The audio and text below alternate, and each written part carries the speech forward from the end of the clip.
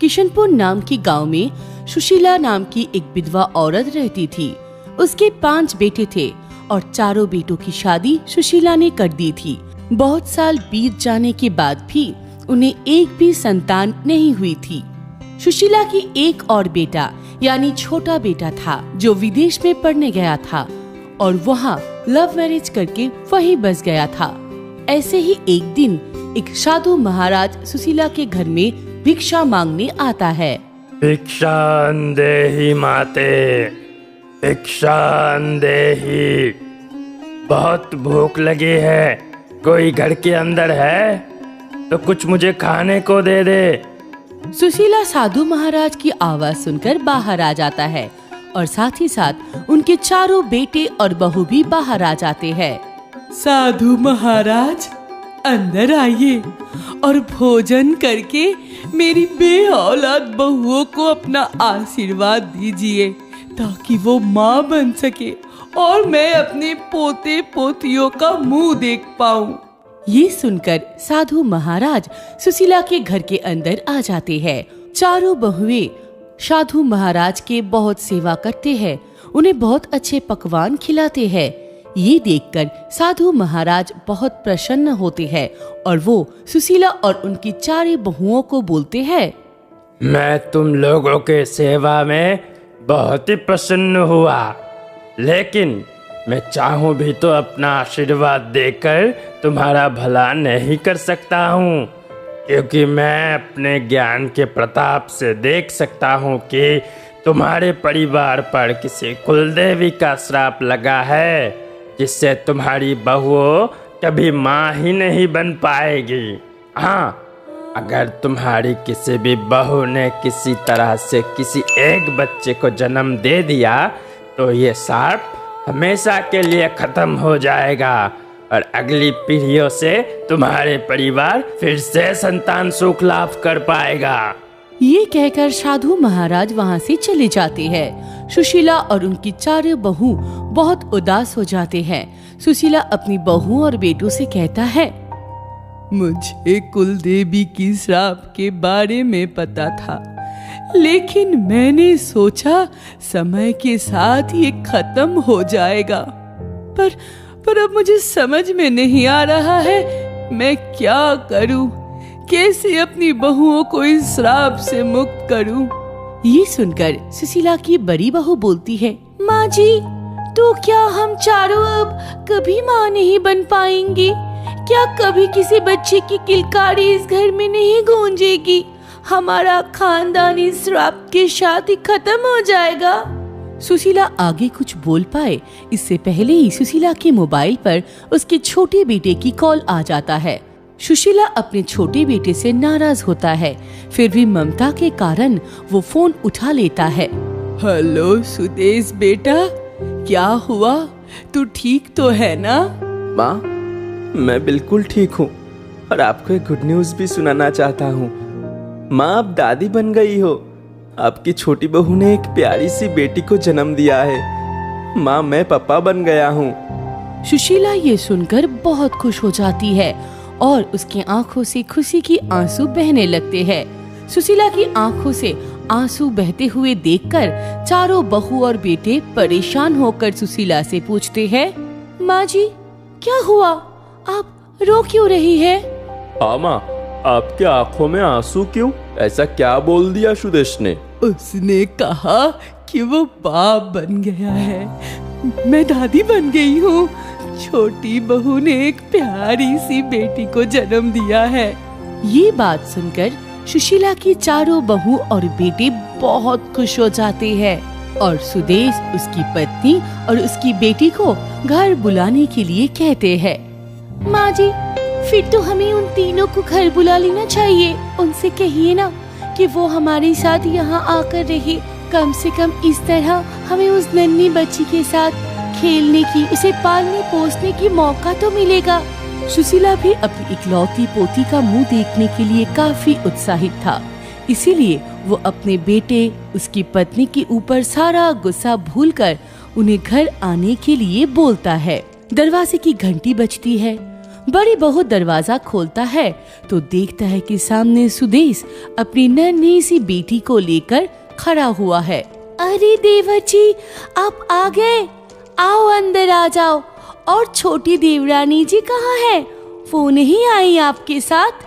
सुदेश बिना कुछ बोले ही अपनी बेटी और सामान लेकर अंदर आ जाता है, सोफे पर बैठ जाता है।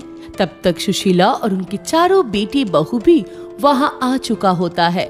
सभी लोग सुदेश की नन्ही सी बच्ची को बहुत प्यार करने लगते हैं, बारी बारी से गोद में उठाकर बहुत लाड प्यार करते हैं। लेकिन सुशीला को अपनी बेटी की खुश चेहरे में कुछ उदासी दिखती है। वो अपने छोटे बेटे से जाकर पूछती है, बेटा सुदेश, बहू कहाँ है?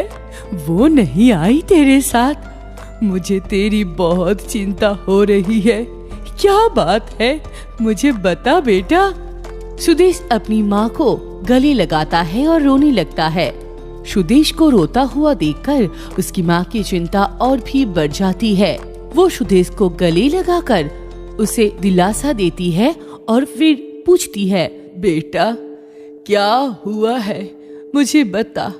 इतना साल दूर रहा लेकिन हमारे दिल से तू कभी भी दूर नहीं था, और तुझे ऐसा देखकर मुझे बहुत चिंता हो रही है। तेरे साथ क्या हुआ है बेटा? माँ, आपकी छोटी बहू आपकी पोती को जन्म देते ही भगवान को प्यारा हो गई थी, और ये बिन माँ की बेटी को अब मैं कैसे पालूंगा? मैं अपने सुनैने के बिना कैसे जिंदा रह पाऊंगा माँ? ये कहकर सुदेश फिर से रोने लगता है। सब लोग ये सुनकर बहुत दुखी हो जाते हैं कि इस फूल सी मासूम बच्ची की माँ अब इस दुनिया में नहीं है। सुदेश की बात सुनकर सुशीला की बड़ी बहू बोलती है, देवर जी, आपका दुख हम समझ सकते हैं, लेकिन इस मासूम बच्ची की बिल्कुल भी चिंता मत करना। हम सब इसे इतना प्यार देंगे कि इसे माँ की कमी कभी महसूस नहीं होगी। सब लोग सुदेश को इस बात का विश्वास दिलाते हैं कि उसकी बेटी का ख्याल वो सब मिलकर बहुत ही अच्छे से रखेंगे। माँ, अब तक मैंने अपने बेटी का कोई नाम नहीं रखा है, आप लोग ही कुछ अच्छा सा नाम रख दीजिए उसका। सुशीला दूसरे दिन ही साधु महाराज को बुलाती है और वो अपनी पोती का नामकरण करते हैं। सब लोग उस बच्ची को लेकर साधु महाराज के सामने बैठे होते हैं।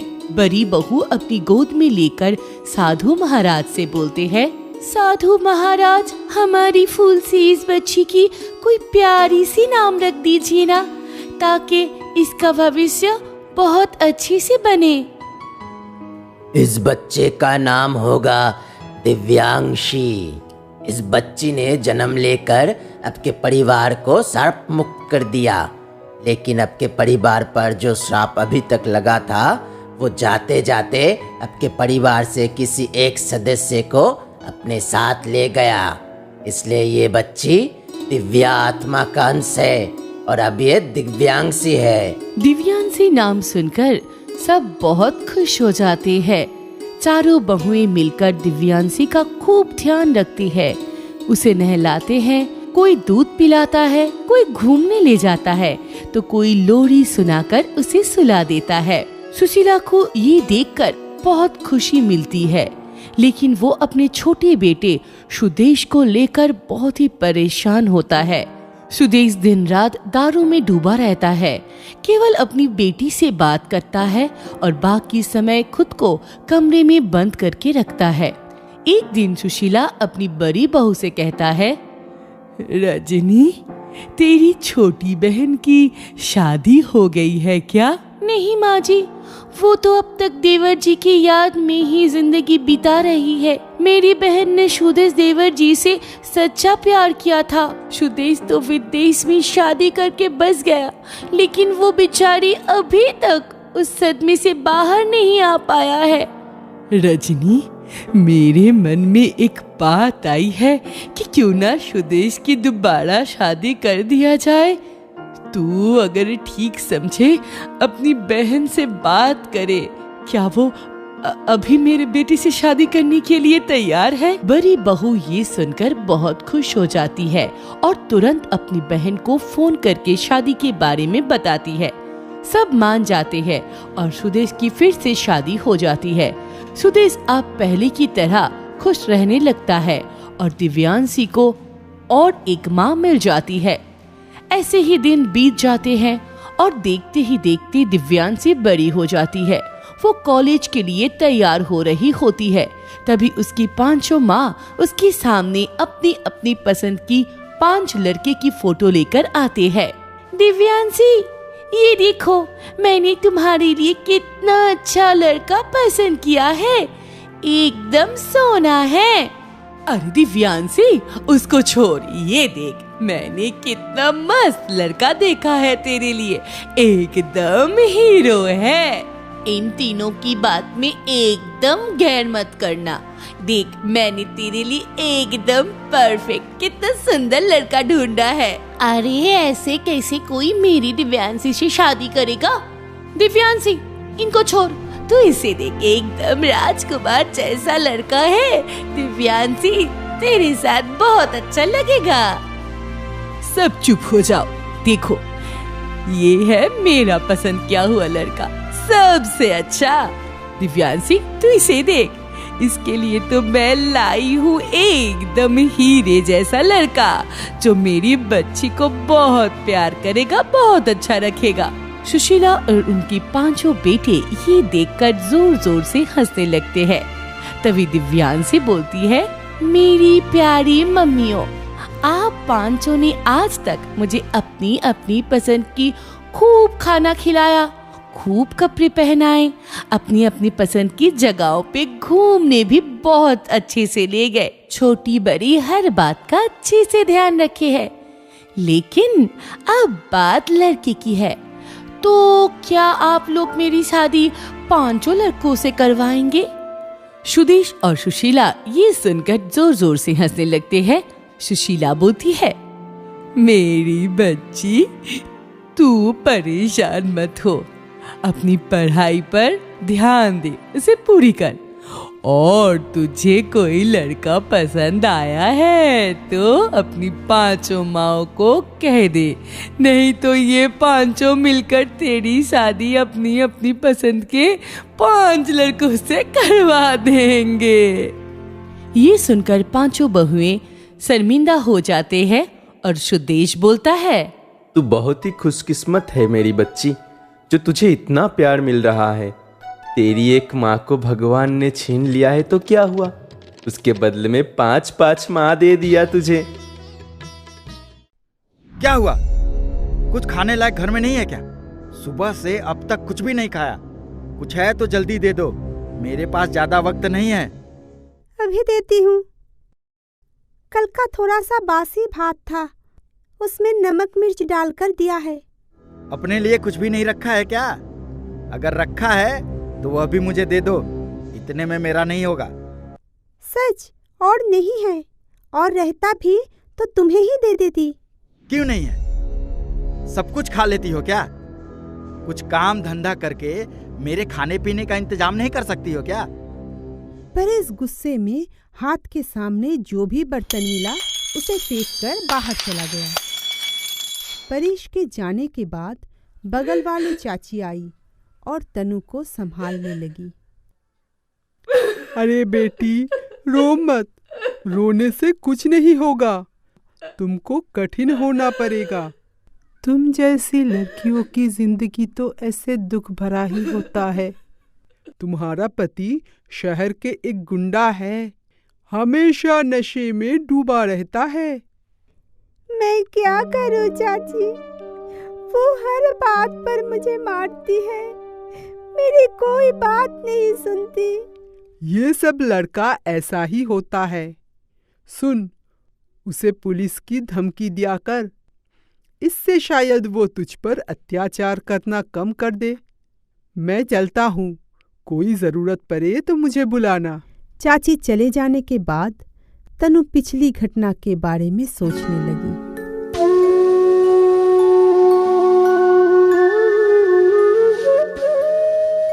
तनु गांव की एक भोली भाली लड़की थी। परेश मुंबई शहर में रहता था, लेकिन शहर में कहाँ रहता था और क्या करता था वो गांव में किसी को भी मालूम नहीं था। तनु की मौसी की लड़की की शादी में परेश के साथ तनु की मुलाकात हुई। आप कहाँ रहते हैं? मैं मुंबई में रहता हूँ, इस शादी के लिए आया हूँ। तुम्हारा घर कहाँ है? सामने जो तालाब है उसके किनारे पर छोटा सा गांव है, वहाँ पर हमारा घर है। ये मेरी मौसी की घर है। आप करते क्या है? मैं वहाँ मुंबई में ही काम करता हूँ। वहाँ मेरा बहुत बड़ा कारोबार है और बहुत अच्छा घर भी है। ऐसी बातों बातों में दोनों एक दूसरे के करीब आ जाते हैं। शादी खत्म हो जाने के बाद परेश तनु से कहता है, एक बात कहना चाहता हूँ तनु। जब से मैंने तुमको देखा है तब से तुम मुझे बहुत अच्छी लगने लगी हो। मैं तुमसे शादी करके तुम्हें मुंबई अपने घर ले जाना चाहता हूँ। तनु को भी परेश शुरू से ही पसंद था। वो मन ही मन सोचा, परेश कितना सुंदर है, मुझसे कितना प्यार करता है। मैं मुंबई जाऊंगी, वहाँ मजे से रहूंगी। मुझे भी तुमसे प्यार है परेश, तो मेरे घर में आओ और बाबा से बात करो। दूसरे दिन ही परेश तनु के पिता से बात करने उनके घर जाता है, लेकिन उसे देखकर तनु के घर वालों को परेश पसंद नहीं आता और वो लोग इस शादी के लिए इनकार कर देते हैं। लेकिन तब तक तनु परेश के प्यार में बिल्कुल डूब गई थी। मेरे घर वाले इस शादी के लिए नहीं मान रहे हैं, लेकिन मैं तुम्हें छोड़ के किसी और से शादी करने का सोच भी नहीं सकती, इसलिए हम लोग भाग के शादी कर लेंगे। ठीक है, मैं टिकट निकाल लेता हूँ। परसों ही मंदिर में शादी करके निकल जाएंगे। ठीक है। क्या सोचकर घर छोड़ा था और क्या निकला। शादी करके परेश तनु को मुंबई तो ले आई, लेकिन मुंबई में कोई बड़ा घर नहीं। परेश तनु को लेकर एक बस्ती में जाकर उठी। तुमने तो कहा था कि मुंबई में तुम्हारा एक बड़ा घर है, तो वो सब झूठ था। गुस्सा मत करो, मैं सब ठीक कर दूंगा। अब अंदर चलो भी। अब सोचकर कोई फायदा नहीं, गांव वापस जाने का भी कोई रास्ता नहीं है। आगे शायद सब ठीक हो जाएगा। ये सब बात याद करते करते तनु थक कर सो गई। देर रात को परेश नशे के हालत में घर के अंदर आया। खा पी कर घोड़े बेच कर सो रही है, मेरे लिए अभी का अभी खाना ला।